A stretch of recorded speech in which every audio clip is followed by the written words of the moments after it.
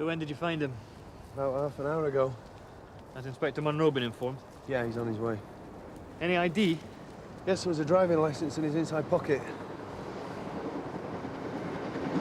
Straight drop. Plenty of height. Yeah. Has to be a jumper.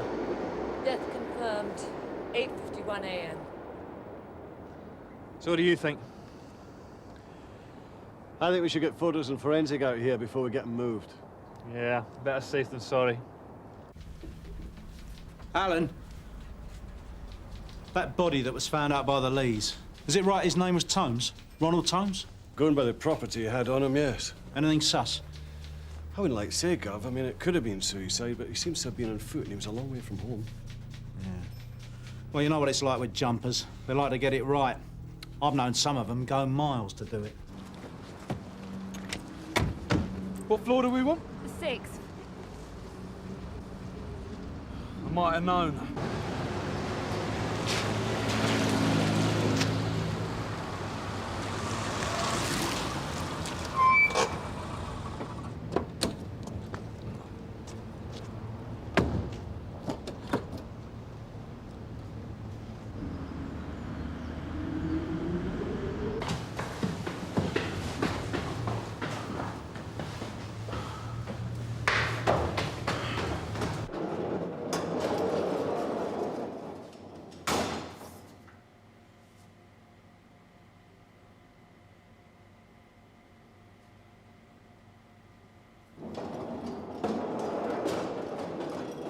Mrs. Ruddy?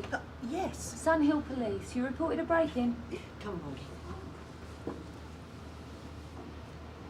These are just the items we found on him, sir. As it's a fall, the pathologist wants the clothes left on the body until the PM. According to his driver's licence, he lived at Marsh Beck. All Hallows Terrace, Marsh Beck. That's right, yeah. And before that, he had a house in Pink's Lane. You mean you knew him, sir? Ronnie Tomes? Yeah, I knew him.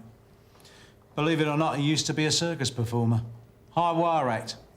Then he gave it up and drifted into crime. Became a high wall man. Any convictions? Yeah, a couple. Well, that was a long time ago.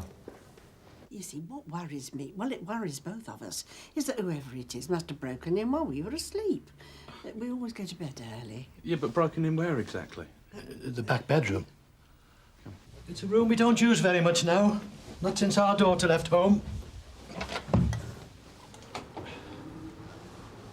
There. Mind the glass, Polly. So what's out there then, Mr. Ruddy? Out there? Nothing. There's no balcony. No, nothing. I think we'd better give Socko a call. Yeah, right.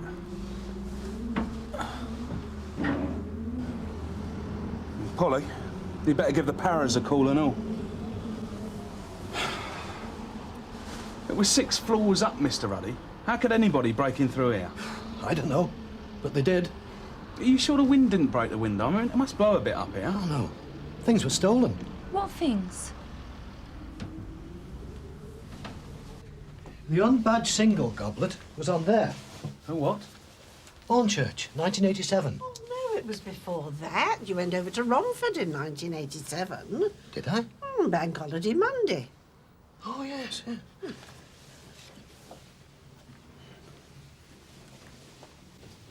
The Billericay Legion Bowl was on there. Only a small thing. We kept odds and ends in it. The rest were in here. On that shelf. 2 cups, a tankard, and a little figure on a stand. What are we talking about? Trophies? Yes. What for? For bowls. Singles matches. I used to do a bit. Are they worth much? Oh, no, they're just cheap things. Not like club presentations. They were just put together after a whip round. A sort of day-out prize, if you like, for the singles winner. we used to say the inscriptions were worth more than the trophies. The West Thurrock one was nickel-plated silver. No, it wasn't worth anything. No bigger than an egg cup. So you're saying all that was taken were these trophies? Yes. Oh, and a bin liner. Well, I left one out for the morning. It was gone. Yeah, well, do you have any valuables in the flat? Valuables? No, I don't think we've got anything valuable. There were those bits of jewellery that belonged to your mother. Yes, but they're not worth much. What about money? Do you keep much money in the flat? No. Just enough to pay the bills, that's all.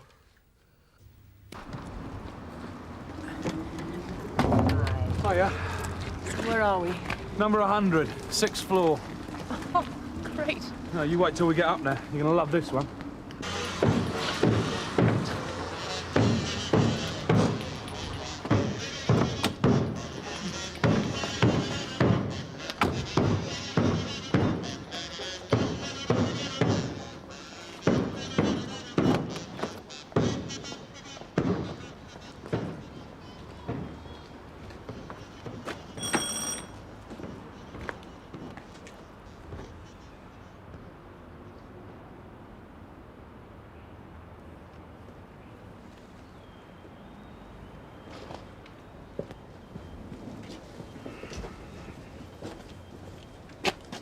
Excuse me?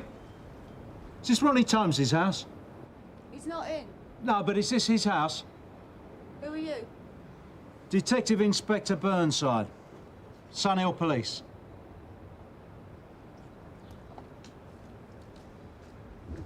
He doesn't own the house, he only rents it. Thanks. If you can call it a house. It's more like a rabbit hutch. So, who are you? My name's Denise. Are you a relative? No. Girlfriend? Well, I share the bills and I share his bed. I suppose that makes me his girlfriend.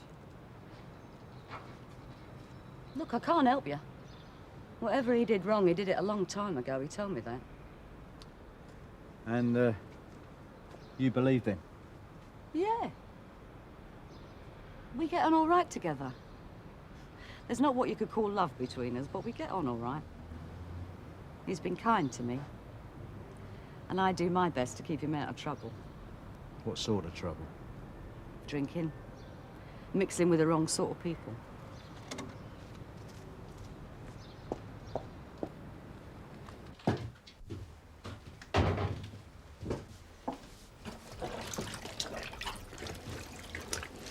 So who are the wrong people? The deadbeats he drinks with, given half a chance. They're no good to him. They try and kid him he's the star he once was. But he isn't. It's just that he still likes an audience. Any audience. But all he's got left are the people he drinks with. And you. Oh, yeah. And me. Look, is that it? Only I've got things to do. I was working late last night. Where's that? Behind the bar at the Cromwell. Is that where you met Ronnie? At the Cromwell? Yeah. Life and soul of the place. Buying rounds for all them wasters and takers. Bit of a mug with his money, is he? What money he has got, yeah. Where's he work? He does a bit of jobbing here and there. Driving and that. Delivering cars. Look, why do you want to know all this?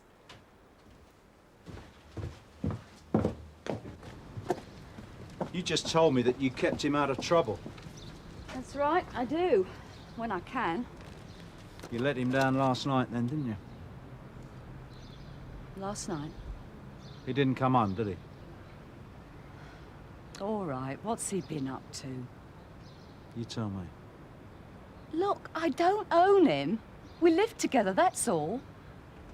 I do my best, but I can't watch him all the time, can I? It's his life. Not anymore.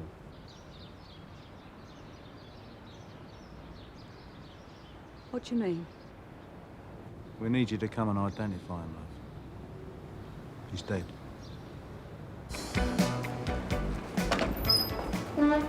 You sure you're all right? Where did he go last night? Do you know? No, no idea. He didn't tell you. What about these drinking partners of his? It could have been with them, I suppose. What, in the Cromwell? No, he wouldn't have gone to the Cromwell last night. I was working there. He wouldn't have wanted me to see him.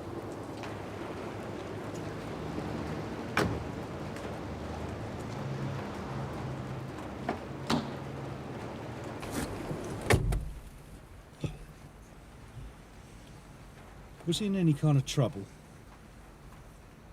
He could have been, I suppose. He used to tell me to be careful who I opened the door to. Why? Some of the people he was driving for, they weren't very happy with him. These cars, were they stolen? I don't know, do I? Why would he want to kill himself? Well, like you say, he hadn't got a lot going for him these days. He did. He had me. Are you still in the vicinity of Briars Lane, Kath? Yes, Sarge. Good. I want you to go to the penthouse at number 83, that's 83 Ferryside, and speak to a Mr. Goodson. He reckons he's had an intruder on the roof. A time block walker? Yeah, and a trapeze artist. And a good villain, too, for the short time he was at it. Sounds like you had a lot of respect for him. I did, yeah. I remember when this computer warehouse got done. Shanks Mills Wharf. My old boss, well, he was my oppo then, he couldn't fathom out how anybody managed to climb up and get in. It was like the south face of the Eiger. But I knew. I'd sussed it. You see, I knew Ronnie's form. I'd sat in the front row of the big top at Pedlar's Fields with my sister's kids. And I'd seen Ronnie in action on the high wire. That's how I knew when the time came. That's how I helped nick him. Was there anything suspicious about the circumstances? No, I don't think so. Alan Woods had his doubts at first.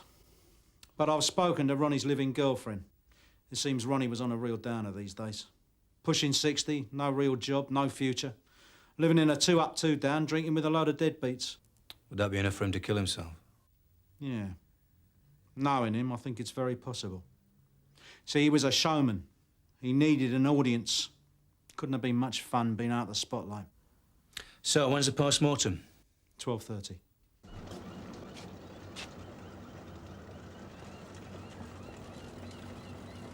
One jacket, damaged fibre, foreign debris in fibre. Blood stains on shoulders and front of jacket, probably as a result of massive hemorrhaging. Jacket removed for forensic examination. All right, Pat. Hello, Frank. You're going to need to get dressed up unless you want to wait. I'll wait. I heard some sounds during the night. It woke me up.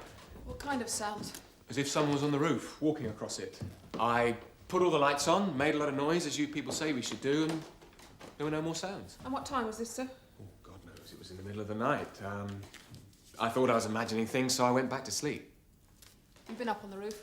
This morning, yes. Well, I'm working from home, so I decided to pop up for some fresh air. I'll show you what I found. Right.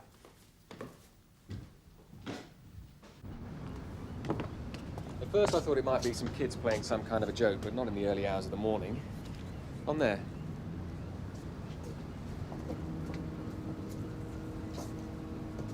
North Ackland 88? Yes, I didn't touch it. I thought I'd better leave it where it was. Any idea who it might belong to? No idea at all. Anyway, I thought burglars were supposed to take property, not bring it with them. I've completed the external examination. I'll know a bit more when I've made an internal one. Then I can let you have a full report as soon as the coroner's had his copy. Well, what more is there to know? He jumped off a bridge. No. Your man didn't jump off the Lees Bridge. What? Well, for a start, I'd say he'd been drinking a fair amount, and his injuries are consistent with him having fallen from a very high place onto a hard surface. But he was found on soft ground under that bridge. Maybe. That's not where he died. Sierra Oscar 85 from Sierra Oscar. Sierra Oscar 85. You still out near the bypass, George? Yeah, we're just leaving it now, Sarge. Heading south on Elms Lane. Can you get yourself over to the Linlow plant hire site at 3 Mile Lane? Contact the site manager, a Mr. John Jarvis.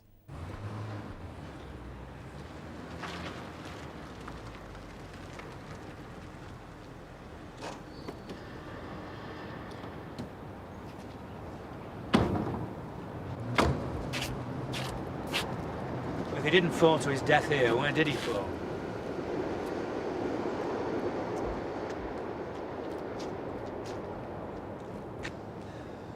His girlfriend reckons he might have had some enemies.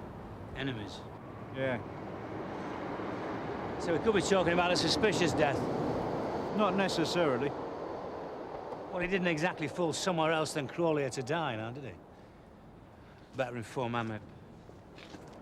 You gonna let them take over? Well, I'll let them know what the circumstances are so far, and see if they'll let us run with it till we get the PM report.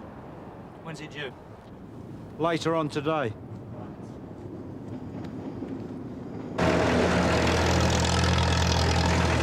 We didn't use the town until later on in the morning. The ladders were locked off, and when the operator got up there, he found these things up there. Right on top, on the counter, Jim. Just above the cab.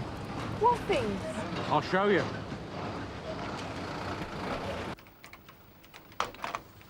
We put them in this box. I mean, we just couldn't believe it. They were all set out up there like some sort of prize-giving ceremony. On top of that crane? Yes. And you say this lot was found at the top of a 90-foot crane? Not all of them, no. That one was in the roof of a warehouse conversion. You say these were stolen? We think so, sir, yes. We're having to lose us in to identify them. Where was the location of this break-in? 100 Brightstone Flats, a very high building with a sheer drop. There's no easy access. But Socko reckons the flat could have been reached from above, not below. Here's her report. She did find traces of rope fibre on the edge of the roof. Ronnie Tomes is a joke, a waster. Denise deserves better. Did he come in here yesterday? For a while, yes. About 7:30. He was tanked up before he got here. Was he on his own? No. He had these mates with him. What mates? Oh, the ones he usually hangs around with. And when Ronnie has a couple of drinks inside him, he thinks he's the top act in a circus all over again. But he's not. I told him that myself. When? Yesterday, when he was in here. He was making a lot of noise, mouthing off about how good he used to be. I told him I wanted him out. So when did he leave? After about half an hour. Denise was due on. He wouldn't hang around while she was here. And these mates, do you know their names? No. They're not regulars here. So you don't know where they live or where they work? Oh, I know where they work. They're musicians. Musicians? Yes. A band. So, where do they play? Pubs, clubs? No. It's not that kind of a band.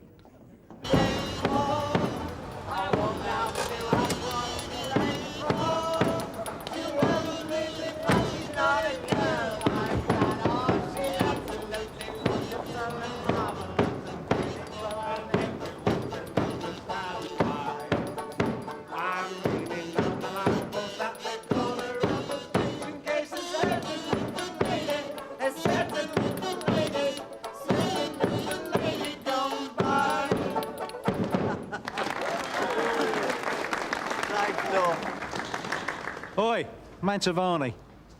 You got a licence to work these streets? Oh, just get off out of it, will you? Police. We'd like a word.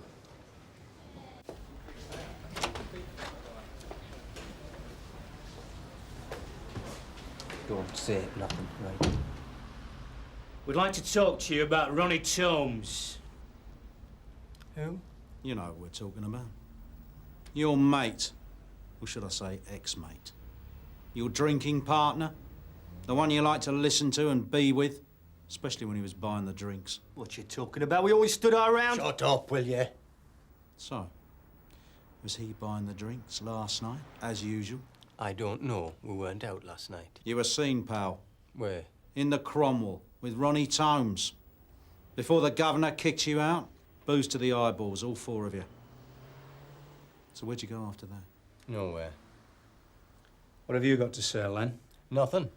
He's got nothing to say. Len? We've got to tell him. What? He's right, you've got to tell us. Because things are looking bad for you three. What do you mean, bad? You were the last people to be seen with Ronnie last night. He was found dead this morning in suspicious circumstances. So we've every right to believe that you killed him. Killed him? No, hey, hang on a minute. No, we never killed him. What happened then? He bloody fell, didn't he? You stupid bastard. Look, we've got to tell him.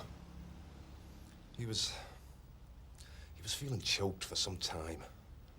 Things going wrong for him and that. And, well, last night sort of tipped it over, like. You know, the landlord of the Cromwell having a go at him. He sort of needed to do something. You know, to put things right. To prove himself? Yeah. So how did he decide to prove himself? Well, after we left the Cromwell, we did the rounds, you know. And then we went up Winchhill to the Mostyn Arms. You can drink late there. And when we come out, Ronnie, he could hardly stand up. But he reckoned he was all right. And he said he was going to show us that he was all right. How? Said he was going to walk in a straight line. From one side of Sun Hill to the other.